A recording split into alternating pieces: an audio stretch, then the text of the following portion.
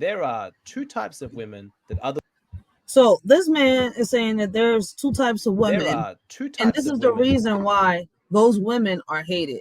So I'm gonna react to these videos right with y'all, and I am gonna also do a part two because it is kind of late. So I'm gonna do this, and I'm gonna do a part two. Hopefully, on a part two, I can get men and women up here. Y'all can speak on it, give y'all perspectives, give y'all opinions, and let's talk about it. Can us women bring solutions to the table? Can there be a way that we could, how can I say it? Like, if we don't get along with each other, just, all right, leave things where they at. If we can't work it out and move on instead of holding grudges the way we hold grudges, is there a reason that we should be jealous of other women? Is there a reason that we should hate other women? That other women hate. Those are the socially conservative women who maintain their chastity, and those are the promiscuous women who sleep with lots and lots of men. This is where the thin veneer of third wave feminism starts to fall away, when you realize that the ideal of supporting women to make their only choices only goes as far as when those women are not seen as a personal threat. Socially conservative women and highly promiscuous women are both threats, and so are both viewed by other women as highly suspicious, though for different reasons and in different ways. Let's look at promiscuous women first. No matter how socially liberal, how open-minded a woman says that she is, how progressive, ultimately it's just going to be very surface level because it's still created by cultural programming. It's never actually going to replace the deeply held evolutionary instincts that are deeply ingrained into her biology. One of those instincts that all women have is a suspicion of promiscuous women, and there are good reasons for this. The first reason is obvious. The promiscuous woman is seen as a threat to the other woman's relationship, to the bond that she has with a man. Independent of her individual personality, she's a threat simply because of her promiscuity. From the evolution.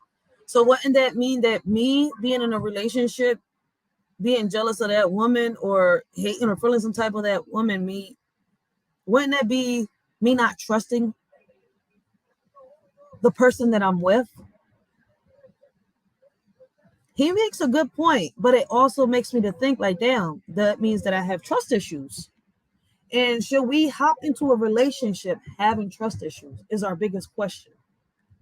Evolutionary perspective, if a man does succeed in impregnating a woman without giving her any commitment, that's like the biggest cheat codes that biology has ever come across. It's like winning the evolutionary lottery. He could pass on his genes via 1,000 different promiscuous women without committing to any of them, and though there'll be a reduced likelihood that the children will survive, just by the numbers, enough will, so much so that it makes his monogamous neighbor down the road look like an evolutionary failure. In evolutionary terms, the payoff is so huge that the male brain is actually hardwired to take notice of promiscuous women and promiscuous behavior. Our genes have designed us this way so that in the instance that we come across a promiscuous woman and there's the chance to mate with her, our genes are like, yes, do it. This is an unrepeatable opportunity. And so our brains get flooded with motivation and dopamine and other pleasure chemicals to try and incentivize us to take advantage of that situation. Women are painfully aware of this.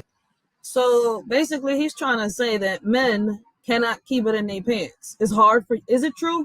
Men, for anybody that catches the replay, if anybody's in the chat, because I'm watching the video, let me look at the phone real quick.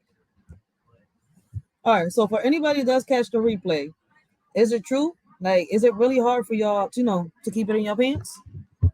This male weakness, to always be on the lookout for that evolutionary jackpot. And it's why women enforce such strict social controls for how all women should engage with men sexually. In case you haven't realized, strict social controls is just a nice way of saying slut shaming. Slut shaming is not some modern invention by the new generation. It's not even a cultural phenomena. It takes on different forms based on the culture that you're in, but it's much deeper than that. It's biological because evolution positively selected for this trait where women would enforce each other's behavior and make sure that no women were acting so promiscuously as to tempt men away from their partnerships. One of women's biggest fears is that their chosen man is going to leave her and her children to survive on their own just because he's been tempted off by the latest promiscuous woman who crossed paths with him. If this new woman, this promiscuous woman, gets pregnant to her man, then there's the danger that he's going to have to split his time, energy, and resources between the two families, or worse still, abandon So let me ask you a question. If a man cheats and he gets another woman pregnant, and that's for all y'all women out here, right? Because I am gonna have a part two. I'm gonna have a part two because I know it's late. A lot of people ain't gonna be up, so I'm still gonna do my reaction video. I already gave y'all my thoughts and my opinion. The questions I'm gonna ask, I'm gonna repeat them type of questions again on the part two to this live when I do it. So like I said, I hope I get more people. And y'all opinions matter, y'all comments matter. You never know if what you say on this chat could help somebody else in the future. And from what I've seen and what I've learned, when people say certain things here in the chat, it does help the next person. So trust me, we're not here to judge. We're here to bring awareness. We're here to bring the news. And we're here to talk about it. Let's bring solutions to the table. We're not here to beef because if we're beefing, we can't build. We can't get along. If we don't get along together, listen, how can we do anything? So kind of like, yo, this is crazy. Is it really hard for a man to keep it in his pants though? I'm kind of curious. Like, if you have a woman that you really, really, really love, would temptation beat it, or would the love for your woman beat that temptation? Would temptation beat love, or would love beat temptation? This is a real honest question, like a real serious question for a lot of y'all men. Like, can I get an honest answer out of all y'all real men out here?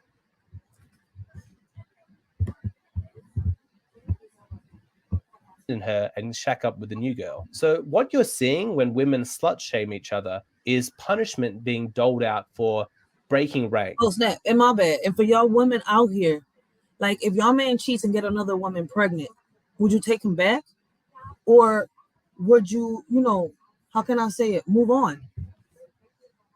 And if you do take him back, would you hold this grudge against him? Would you make him pay? Is that the reason why you took him back? In my opinion, I think it's better to move on than to hold that grudge, which will end up hurting both of y'all in the long run. But that's my opinion. And I don't think a lot of people think like that, but I think it should be like that. Like, move on. It's not meant to be. For violating this collective agreement. And women can be vicious to each other. When one Yes. woman sees another acting in a promiscuous way, it can actually feel as though they're being personally attacked by her behavior. It's as though that promiscuous woman is a direct, immediate personal threat to the life of her and her children, both those that exist and in the conceptual future.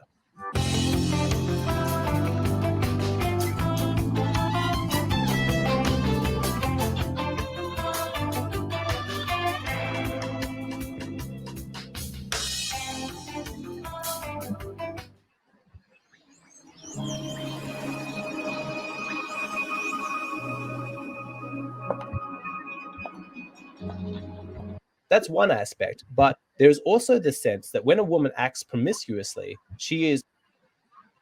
There are two types of women that other women hate. Those are the socially conservative women, families, or worse still, abandon her and shack up with a new girl. So what you're seeing when women slut shame each other is punishment being doled out for breaking ranks, for violating this collective agreement. And women can be vicious to each other. When one woman sees another acting in a promiscuous way, it can actually feel as though they're being personally attacked. My bad. I was trying to fix that. I apologize for those. I was trying to fix it, but this is he makes really good point. He's been making really good points. How many of y'all agree with him? How many of y'all believe that this is the reason why a lot of women behave the way they do towards other women? This is really the reason why other women. I don't see a reason why I shouldn't trust another woman. If I'm in a relationship and he messes up, then he's gone. Like, I feel as though that before we get married, that's the test. But I don't know, to each his own, right? But why hold a grudge on somebody that didn't do it to you is my biggest question. If this person wasn't the one that cheated, this person wasn't the one that abused you, this person wasn't the one that got another girl pregnant, why do we take out what we feel about the last person on the recent person that's trying to give us everything? A lot of men do it too, though. A lot of men do it too. Y'all not safe. It's going to be a panel for that too. Act by her behavior. It's as though that promiscuous woman is a direct, immediate personal threat to the life of her and her children, both those that exist and in the conceptual future. That's one aspect, but there is also the sense that when a woman acts promiscuously, she is reducing the collective bargaining power of all women by reducing the quality and the value of what they have to offer. Because when you think about it, when a woman is negotiating for commitment in a relationship, what she has to offer him is sexual access. And if there's some woman down the road who's offering that up for free or for very little commitment, then it means that she has something less valuable to tempt him to be able to commit to her with. If you've ever wondered why that really slutty girl in high school was really popular with all the guys, but universally hated by all of the women, that's your answer. She's a threat. Now, by contrast, the socially conservative or prudish women who don't sleep around at all are also disliked by women. But in this instance, the cause is not biological, it's psychological. To understand why, you need to appreciate that the easiest way for a woman to get a self-esteem boost is through sexual validation from men. Sure, she could work really hard to achieve professional success. She could rack up accomplishments in the creative sphere or develop her inner self and become a highly ethical person. But all of that takes a lot of work and energy. If a woman is looking for a cheap, easy, accessible high, some proof that she is desirable and valuable, it's so much easier to swipe on Tinder, to post a provocative photo on Instagram, to go out to a club wearing a low-cut top, and if none of those work, to sleep with a guy. With a self-esteem boost like that so readily available, it is highly tempting for women to use that method. Even high-quality women are likely to slip up a few times in a lifetime. It's not their usual value system, but they're feeling down, they're feeling lonely, this guy seems nice. Okay, let's have a one-night stand. So that's high-quality women, but most women are not high quality. And even though they wouldn't consider themselves to be promiscuous, if you actually looked at their behavior throughout their 20s, you'd probably find a number of instances where they had sex outside of a committed relationship. Most women will try and not make a habit of it, but it is an option that they'll use every now and then, that instant ego boost when it's necessary. But from an evolutionary perspective, casual sex... It's true. Like, there's a lot of women out here that don't have the tendency of fucking Tom, Dick, and Harry. But when they do or when they choose, maybe I'm wrong because I've got a lot of friends like that. And when I was single too, like shit, if I got the chemistry and I like this person, like, fuck it. Like, don't call me, lose my number. I've done it. Like, fuck it. That's just gonna be a one night stand. Like, I don't. Sex is a terrible choice for a woman because she sleeps with him and potentially gets pregnant, but she has no idea if this guy's going to stick around and commit to her. That puts her survival and the survival of her children in massive danger. There's also the risk that the woman will get a reputation. And if everybody knows that this woman sleeps around a lot, then men are going to be far less inclined to invest in her, to commit to her, because there's always going to be that fear that the man has of paternity certainty. But what's crazy is, right, a lot of men have a tendency of doing that exactly opposite of what you just said. What is it? Like, I don't understand that men say, right, that they don't like women that are like that. They don't like women that are, let me call them ladies of the nights, right? But they're the first thing that they fall for. But I did learn that not all men fall for temptation. Not all men fall for temptation.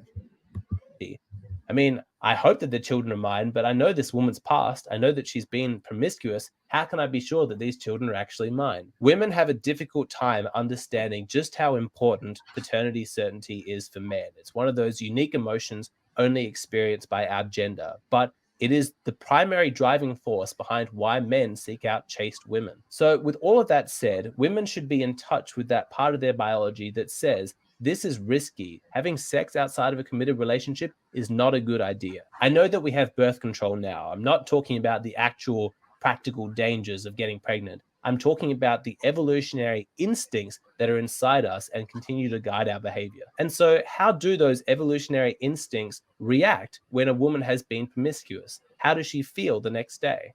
She feels regret. But no one likes to feel regret. That's not a pleasant emotion. No one wants to feel guilty. No one wants to feel ashamed. And so most women will block those emotions, and they'll do this with some cognitive rationalizations. It's just sex, doesn't really mean anything. Men do it all the time. What's the big deal?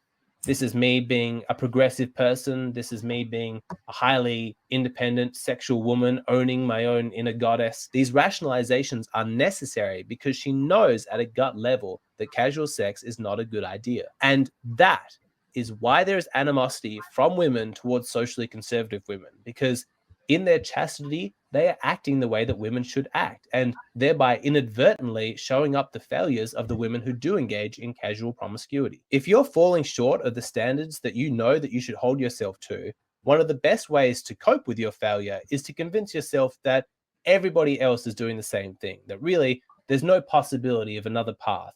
This is inevitable. Everyone's going to fall down. Everyone's going to fail, except that not everybody does fail. There are women who hold themselves to high standards and meet those standards. In doing so, they demonstrate that it's possible, and that if you're falling short of these standards, that's on you. That's your responsibility. This is why women spend time with other women of similar levels of promiscuity, so that they can reinforce each other's behavior. That way, they are all complicit in their collective failure to maintain standards. If they do come across a woman who maintains her chastity and only has sex with men inside committed relationships, then they're confronted with their own failures, and that brings with it a bunch of negative emotion, which they then project outwards onto that woman. Anger, condescension, fake compassion. Oh, you poor naive thing, still holding on to tradition, still captive to the patriarchal idea that. And that's another thing. I don't listen. Tradition. I don't think we all should be following by tradition, because if we went by tradition, then a lot of us should be single. Because listen, you can't tell the heart. You can't tell the heart who to love. Like when your heart puts its eyes on this person, that's who your heart wants. You can't force love into for somebody else just because out of the blue. No, it doesn't work like that. And if you don't trust somebody, you can't be in a relationship with somebody unless you learn how to love yourself. You can't be with nobody, because you have to learn how to love yourself first before you can love anybody else. A lot of women right now are so scorned to the point where they can't see the good in the next person. And I feel as though that us as women and as men, when we go through such trauma in relationships, I've said it to a lot of men and I've said it to a lot of women. I've gotten real bad responses from women compared to the men. When you go through some type of trauma in a relationship, I feel as though, and I'm not no therapist, I'm not no counselor, I'm letting it be known right now, but I'm giving back a little bit of the advice that was given to me. You need to give yourself a little bit of time to yourself. Learn who you are, what you want in life, what you want to do. Figure out what your next step is going to be. Figure out you. Because you can't sit here and try to figure out who you are and try to figure out if you're going to learn how to love yourself and try to love somebody else when you haven't figured out who you are yet and what you want. And a lot of us haven't figured it out yet. But a lot of us and a lot of people out there have learned how to humble themselves, how to take the time to think about what they're doing, do their research before they hop in a relationship. A lot of these trust issues, I think we bring them upon ourselves. And I say, I think. That's just my opinion. And I feel as though a lot of us had chances to, heal ourselves, but we choose to keep hurting. We've had chances to take toxic people out of our lives, but we decide to keep them there for some reason and push away the good people and then keep saying that there's nobody good there left. Let's finish listening to what he's got to say. Like I said, there's going to be a part 2. I want to thank everybody that is rocking out with a shorty, has rocked out with a shorty, because y'all ain't have to be here. Y'all could have been anywhere else, but y'all rocked out with a shorty today.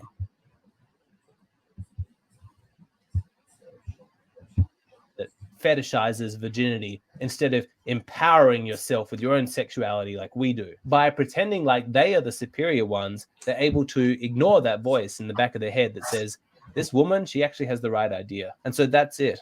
Women dislike other women on the extremes. The promiscuous women are a threat, but the chaste women are a painful reminder. How do you meet women if you're constantly surrounded by men? Is it possible to deny your own biological nature and still be happy? And how do you communicate your needs without coming across as needy? All of those videos and many more are available exclusive to my Patreon page, including my latest. All right. So I'm going to stop that video right there.